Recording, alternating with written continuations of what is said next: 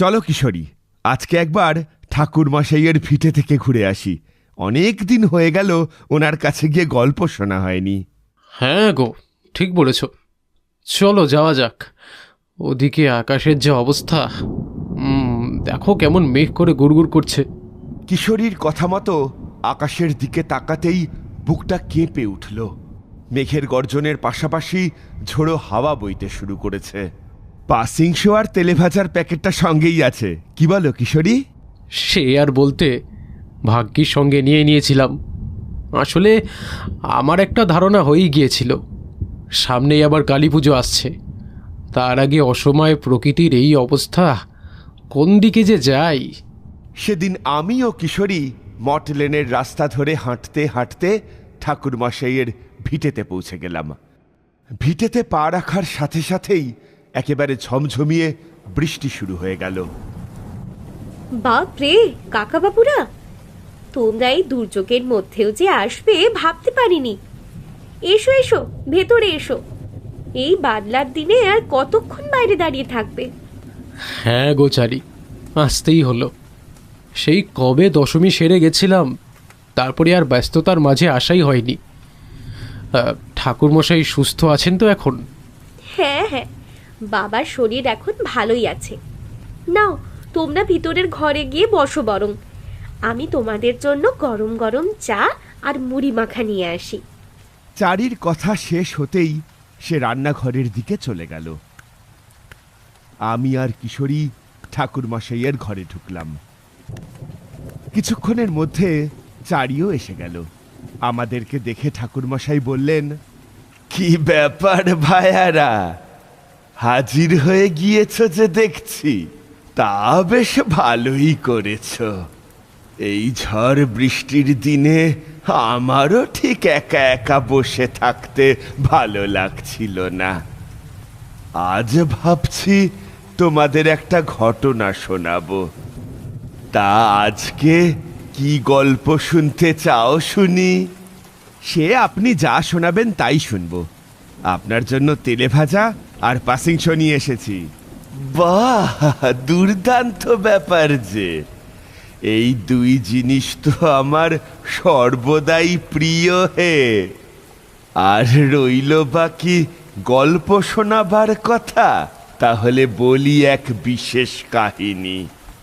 আজকে তোমাদেরকে এক শাঁকচুন্নির কাহিনী শোনাবো। কালী পুজোর আগেই এই ঘটনা ঘটেছিল। আপনি কি কোনো গ্রামে গিয়েছিলেন নাকি ঠাকুরমশাই? সেখানে কি ওই শাকচুন্নির ভূত আপনার পিছু নিয়েছিল? কিশোরী এমন করেই মশকরা করত। তবে এবারে ঠাকুরমশাই তার কথার প্রত্যুত্তরে যোগ্য জবাব দিয়ে বললেন, গেছিলাম বই কি। এক বন্ধুর ছেলের বিয়ে খেতে গিয়েই তো যত বিপত্তি। আমার ছেলেবেলাকার বন্ধু সে, নাম ছিল সনাতন। ওর একমাত্র সন্তান কল্যাণের বিয়েতেই ঘটেছিল মহাদুর্যোগ। বাপরে, তাহলে তো সে গল্প শুনতেই হচ্ছে ঠাকুরমশাই। নিন তাহলে বলুন সেই কাহিনী, আর আমরাও আপনার কাহিনীর অন্দরে প্রবেশ করি। ঠাকুরমশাই গল্প বলতে শুরু করলেন। তাহলে মন দিয়ে শুনতে থাকো মন খারাপের এই উপাখ্যানটি। বাইরে ঝোড়ো হাওয়ার প্রকোপটা অত্যাধিক বৃদ্ধি পেয়েছিল। জানলার কপাটটা ঠক ঠক করে দেওয়ালের সাথে ধাক্কা খেতে শুরু করলো। ঠাকুরমশাই বলে চললেন, গাঁয়ের নাম ছিল মুকুটপুর। যেদিন নিমন্ত্রণ পেয়ে গায়ে পৌঁছলাম, সেদিনই গাটা বেশ ছমছম করছিল। সন্ধে নেমে এসেছিল। সনাতনের বাড়ি আমি চিনতাম না, তবে তার বলা রাস্তা ধরেই এগিয়ে যাচ্ছিলাম। সেদিনও এমনই ঝড় শুরু হয়েছিল। তার সাথে জোরে জোরে মেঘের গর্জন। পথের মাঝে পড়ল একটা শেওড়া গাছ। ওই গাছেই তার মানে যত গন্ডগোল, তাই না ঠাকুরমশাই? প্রথমে তো আর তা আন্দাজ করতে পারিনি, পরে করেছিলাম। দেখলাম গাছের চারিপাশে একটা কেমন ধোঁয়ার আবরণ এদিক থেকে ওদিকে সরে যাচ্ছে। তারপরেই একটা বিকট হাসির সুর ভেসে আসতে শুরু করলো। কে যায়, কে যায় ওই পথ ধরে? ঘাড় মটকাবো সজোরে। তেনাদের ডাক এলো কানে, বুঝলে কিশোরী? তেনাদের নাম এই সন্ধেতে আর মুখে আনলাম না। আমি বুঝে ওই জায়গা থেকে তাড়াতাড়ি পা চালিয়ে সরে পড়ার চেষ্টা করতে লাগলাম। সনাতনের দেখানো পথ ধরে এগিয়ে ঠিক ওর ভিটেটার সামনে পৌঁছলাম। মনে হলো যেন হাঁপ ছেড়ে বাঁচলাম। আপনি বলেই এত সাহস নিয়ে পৌঁছলেন, আমি হলে তো ওখানেই জ্ঞান হারিয়ে ফেলতাম। তারপর তারপর তারপর কি ঘটল ঠাকুরমশাই? দরজাখানা ধাক্কালাম। সনাতন বাইরে বেরিয়ে এসে আমাকে দেখেই চিনতে পেরে গেল। তারপর বুকে জড়িয়ে ধরে বলল, সত্যি তুই যে আসবি আমি ভাবতেই পারিনি। আয় আয়, ভেতরে আয়। কি সৌভাগ্য আমার, তুই থাকলে আমাদের আর কোনো বিপদ আপদ হবে না রে। সনাতনের মুখে বিপদের কথা শুনতেই শেওড়া গাছ থেকে ভেসে আসা ওই ডাকটির কথা বারবার মনে পড়ে যেতে লাগলো। তবে আমি নিজের মনকে সংযত করে বললাম, বিপদের কি আছে আবার? শুভ অনুষ্ঠানে বিপদ কেন ঘটবে? আমার প্রণাম নেবেন বাবা, ছোট মুখে বড় কথা বলছি। তবে এই গায়ে শাকচুন্নির যা উপদ্রব শুরু হয়েছে, শান্তিতে বিয়েটা হতে দিলে হয়। আহ গিন্নি, তারা সবে এসেছে আর এখনই তুমি কিনা ওই সব ছাই পাশ আলোচনা নিয়ে বসলে। কি দরকার এসবের? থাক না। আমি কল্যাণ, বাবার মুখে আপনার কথা অনেক শুনেছি। আপনার জন্যে থাকার বন্দোবস্ত করেছি। আলাদা একটা ঘরে আপনার থাকার সমস্ত ব্যবস্থা করা হয়েছে। আজ থেকে আপনি নিশ্চিন্তে এখানেই থাকবেন। হ্যাঁ, কোনো কিছুর প্রয়োজন হলে অবশ্যই জানাবেন কিন্তু। ওদের আতিথেয়তার কোনো ত্রুটি ছিল না। অমন সুন্দর পরিবেশ পেলে কে না থাকতে চাইবে। রাতের খাওয়া দাওয়া সেরে ঘরে এসে শুয়ে পড়লাম। ঘরের মধ্যে টিমটিম করে জ্বলছিল একটা হ্যারিকেন। সেটির নিভন্ত আলোর দিকে তাকিয়ে কখন যে চোখ বুজে ফেলেছিলাম মনে নেই। এমন সময়ে আবারও শুনলাম সেই কণ্ঠ। কিরে, তুই এখানে থেকে গেলি? কি ভেবেছিস তুই থাকলে এদেরকে বিপদ থেকে বাঁচাতে পারবি? হ্যাঁ?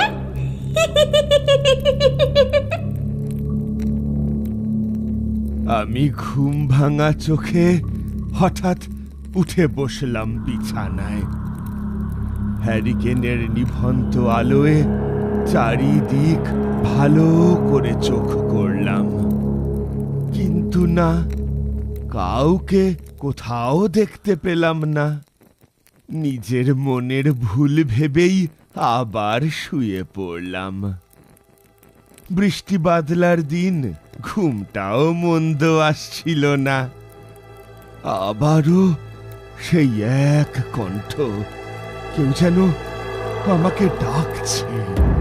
কিরে তারানাথ, আর যে বিয়ের মাত্র কদিন দেরি, আসবো যে আমি তাড়াতাড়ি। রয়েছে কত তড়িঘড়ি, বর চাপবে ঘোড়ার গাড়ি, সঙ্গে যাবে কে? সকলে ভাবছে কোনে। কোনের সাজে সাজবো আমি, এ যে শাকচুন্নির মেয়ে, শাকচুন্নির মেয়ে। আমি হন্তদন্তের মতন বিছানায় উঠে বসে পড়লাম, হাঁপাতে শুরু করলাম। এ কি দেখলাম আমি? দেখলাম আমার পালঙ্কটা মাটি ছেড়ে অনেকটা উপরে ওঠানো, আর সামনে সেই বিকট চেহারার একজন। কি কি ভয়ানক সেই চেহারা! বাইরের দিকে তাকিয়ে দেখলাম ভোর হয়ে এসেছে। ভোরের স্বপ্ন বেশিরভাগ ক্ষেত্রেই সত্যি হয়, আর সেখানে এটি তো ছিল এক ভয়ানক স্বপ্ন।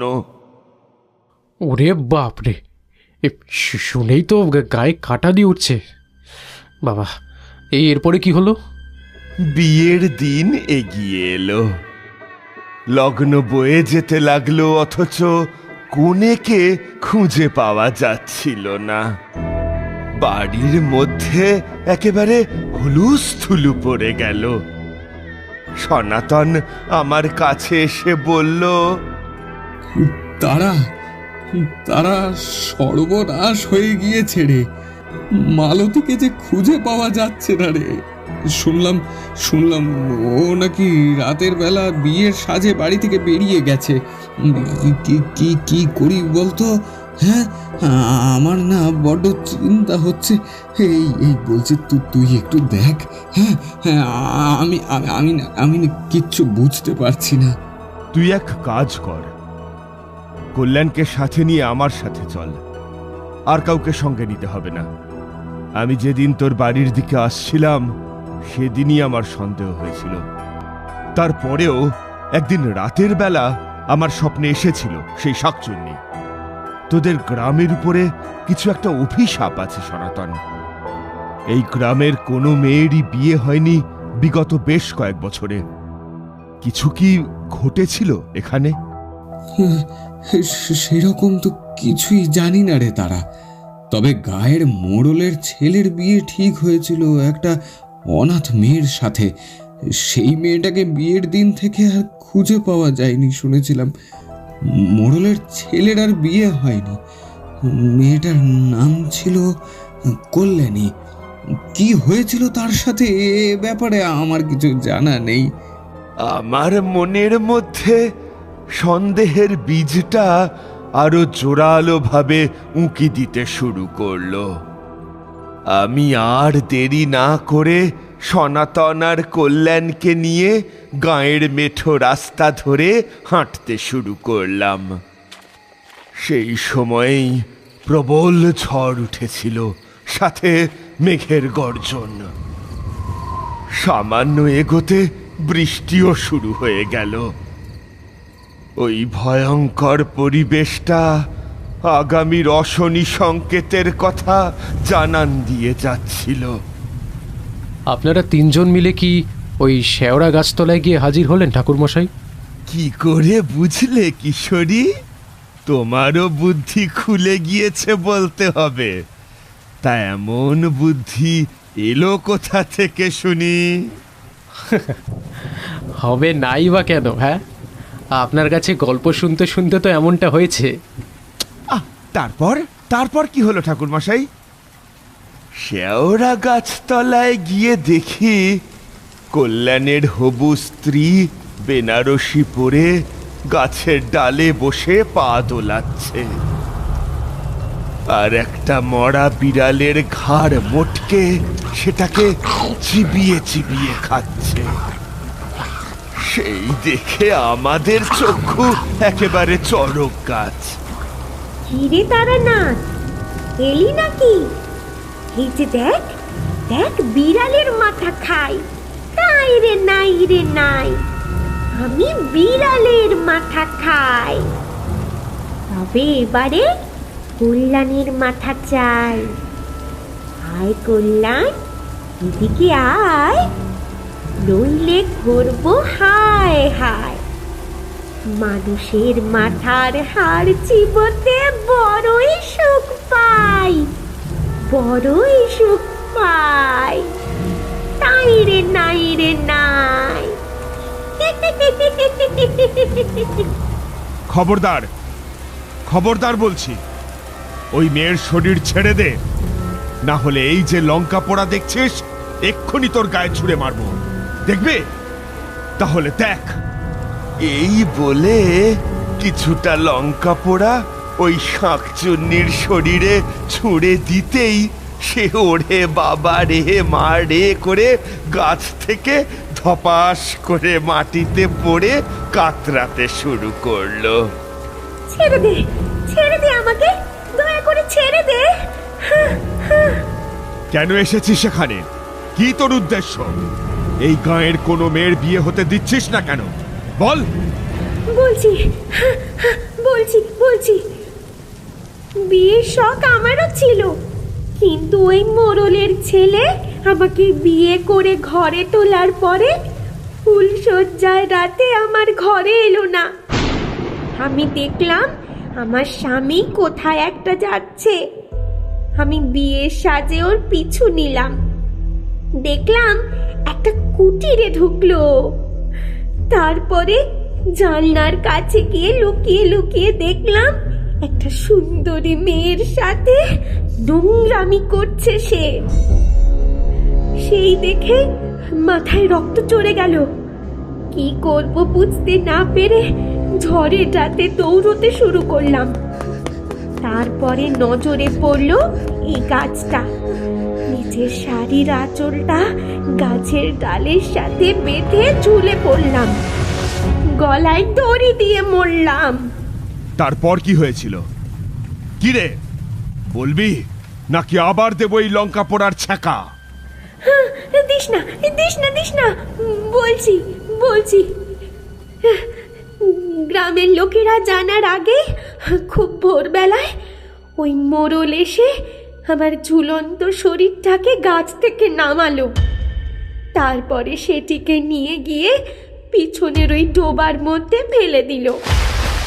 কেউ টের পেল না। আমি নিখোঁজ শুনে গ্রামের লোকেরা আমাকে কুলোটা মেয়ে বলে গালিগালাজ করলো। অনাথের কি আর সম্মান বলে কিছু থাকে? তারপর কি ঘটেছিল?